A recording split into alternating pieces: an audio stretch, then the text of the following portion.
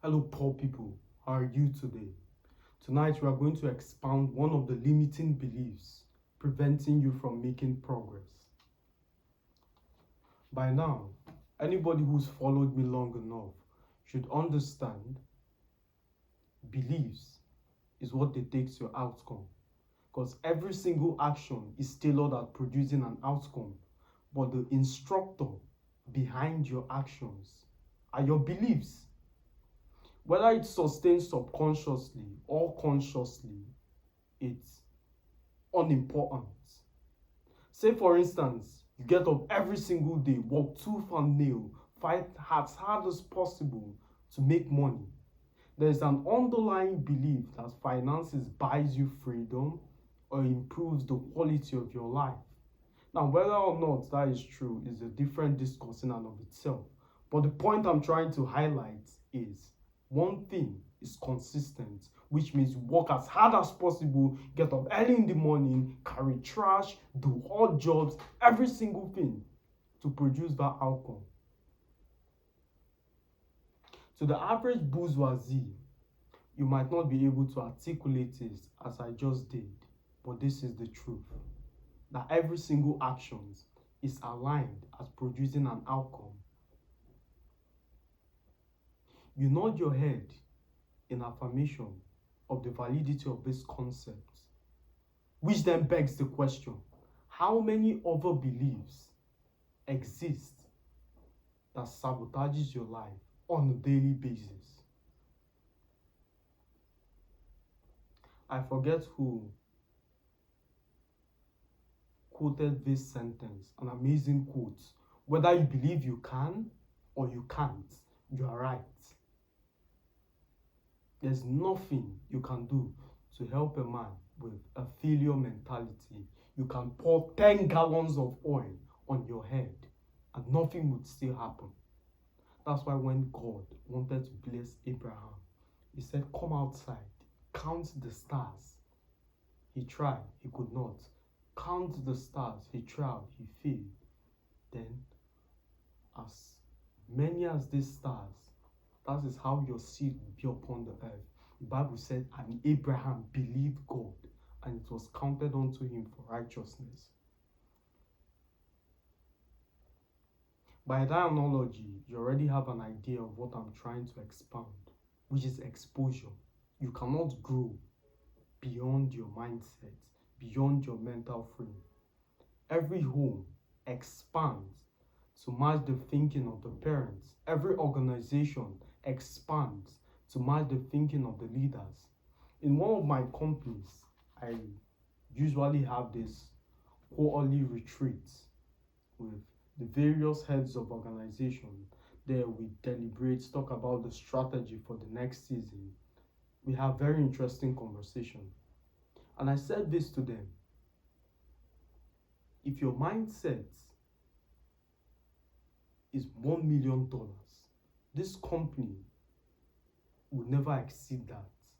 If your mindset is a certain amount, it would never exceed that.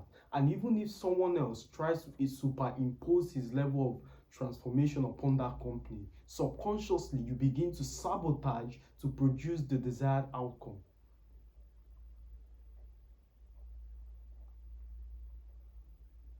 For instance, I gave a very interesting analogy. Big businessman, I would not say his name. He made $1 billion in a day, equivalent to $100 million at the time. And when I read that story, I was fortunate to meet this man some time ago. Asked him the question. Yes, it's true. That was like a revelation to me. Prior to that experience, if I make $100 million in a day, please understand, it wouldn't even get to $100 million.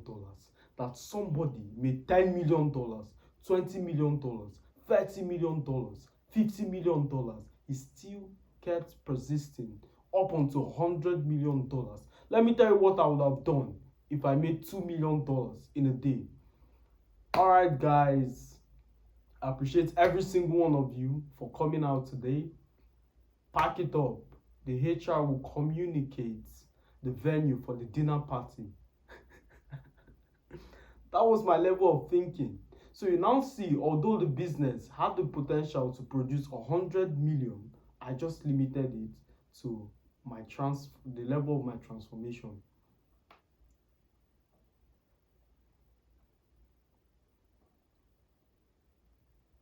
This is a logical explanation of how your mind works.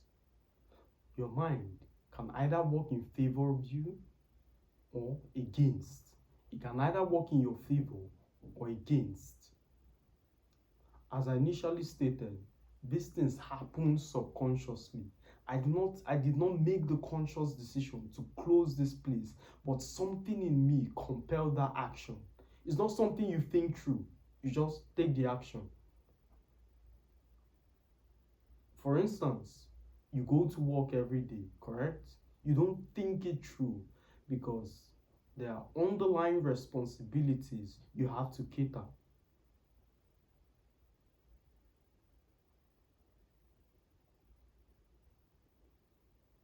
The limiting belief holding you back from making progress is exposure or the lack of it. Exposure or the lack is what defines the next level of your life.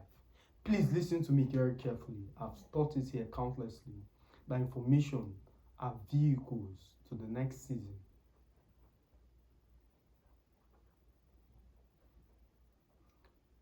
If you sustain this knowledge, as a consequence produce a higher income, does that mean your mother gets a better quality of life?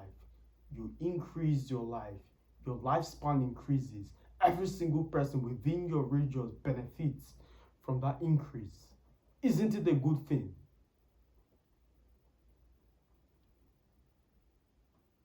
There are certain things happening currently at the instance of requisite level of finances. It wouldn't be a problem. Please understand, there are certain problems you currently experience in the presence of abundance. It melts like wax before the sun. So finances is very important in that regard. Exposure. Your exposure determines the level of your success. Do you know that Google was a PhD project? Google originated as a PhD project conducted by Larry Page and Brin in 1996. Please understand that $1 trillion conglomerate was once a project. This might seem foreign to my Westerner friends, but in places like Africa, where people still write on chalkboard and use stickers, there are no sufficient computers for training. Once you have some kind of cyber text, people fail, not as a consequence of stupidity or unpreparedness. They are computer illiterate. There's not enough facilities to foster results.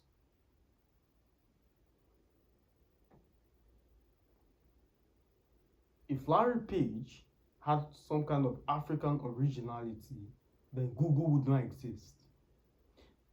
Because the kind of projects we have here, especially in Africa, is mostly payable. Lecturers see those projects as a means of income. Nobody does this project, you just pay and you sort it out. Where would the idea of Google come from? Exactly. Again, I'm not trying to shit on their efforts or downplay their hard work. No, it's far from it. The exposure contributes to your success or otherwise.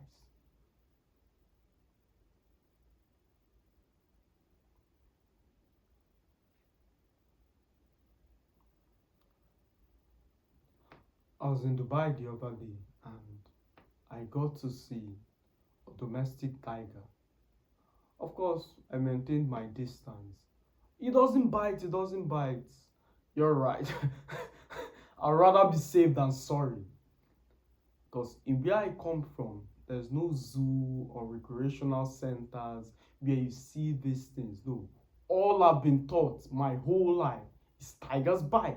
When you see one, run. I don't want to be the victim where it doesn't bite or it has never happened before.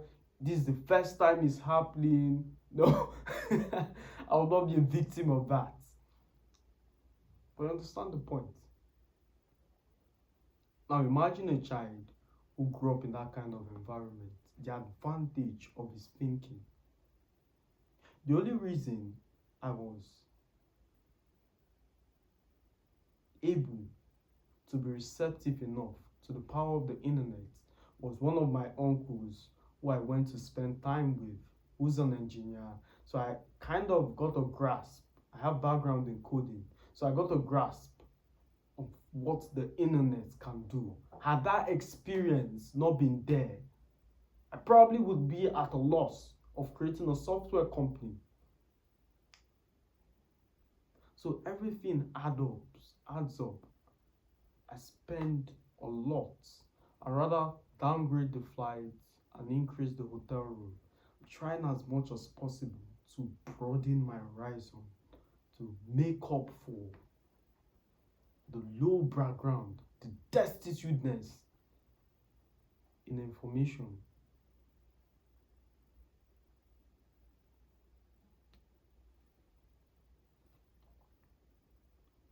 Any new thing I see, I absorb like a desecrated sponge. Exposure, broaden your horizon. I know a lady, and let me make something clear. Exposure is a double-edged sword. There are kinds of exposure that can erode patience out of your life. For instance, you walk into a room of 15-year-olds, Fortnite players, or scammers with cool gadgets, latest XYZ, cars. From that encounter, you might no longer be patient towards life and you would swear to yourself, make all kinds of declarations that by XYZ, you should have gotten this. That's how you get into problems. The only thing you're getting is problems. Anyways, there was this lady in college. She was fortunate to meet a millionaire. Of him flew her out of that city to meet him in XYZ location. That was her first time on flight. I know it sounds surreal, your first time on flight as a college student. But let me make something very clear. In places like Africa, it's a privilege to fly.